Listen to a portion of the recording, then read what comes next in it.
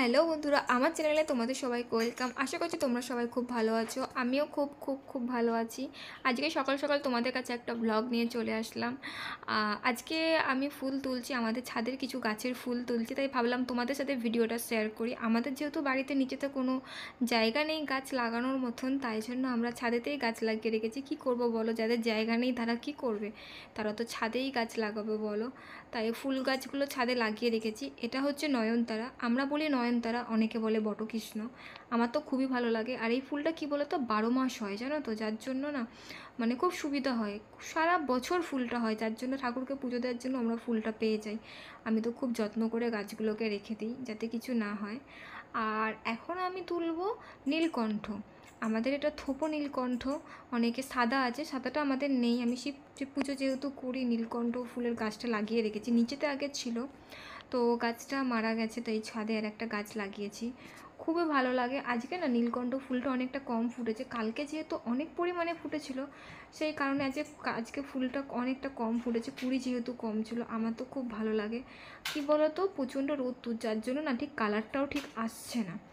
দেখেছো কত সুন্দর লাগছে, ঠিক মতন ঠিক কালারটা ঠিক আসেনি।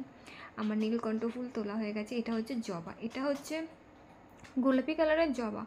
প্রচুর মানে ফুল ফুটেছে, অনেক ফুল ফুটে গাছটায়। এর আগে খুব পোকা লেগেছিলো, যার জন্য আমরা গাছটাকে কাটিং করে নিয়েছি, ছোট করে নিয়েছি। তারপর অনেক কুড়ি এসেছে গাছটাতে। এত পরিমাণে পোকা লেগেছিলো কি বলবো, যার জন্য গাছটাকে আমরা কেটেছিলাম, কেটে কাটিং করে রেখে দিয়েছি। তা এখন প্রচুর কুড়ি এসেছে, ফুলও ফুটেছে।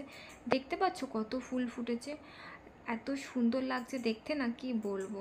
আমাদের তো মানে যা ফুল হয় আমরা পুজো করে উঠতে পারি না, আবার এক এক সময় গাছে হয়তো ফুলই থাকে না। এটা হচ্ছে গোলাপি কালারের জবা। আর আমাদের বাড়িতে সাদা কালারেরও জবা আছে, দেখো সাদা জবা।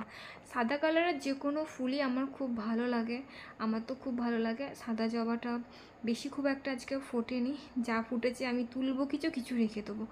গাছ থেকে না সব ফুল ন্যাড়া করে তুলে নিলে আমার একদম দেখতে ভালো লাগে না, কিছু তুলি কিছু রেখে দিই। আর অনেক ফুল ফুটলে তো আমি খুবই মানে রেখে দিই গাছে ফুল। এটা হচ্ছে জবা, তো জবা নয় সরি, এটা হচ্ছে গোলাপ। গোলাপ গাছের ভিডিও মানে গোলাপ ফুলের ভিডিও তোমাদের সাথে আমি অবশ্যই আগে এরপর শেয়ার করব। আমাদের এই গাছটাতে না অনেক রকম কালারের গোলাপ ফুল ফোটে একটা গাছেতেই। আমি সাদা জবা তুলে ফেলেছি, দেখতেই পাচ্ছ তুলছি।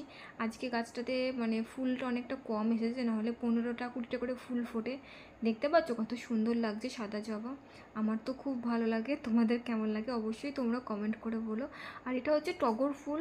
টগর ফুলটা আজকেও কম ফুটেছে, কারণ তার আগে গাছটাতে পোকা লেগেছিলো, স্প্রে করার পর এখন মানে গাছটা অনেকটা ভালো হয়েছে, কিন্তু এখন ফুলটা খুব কম দিচ্ছে।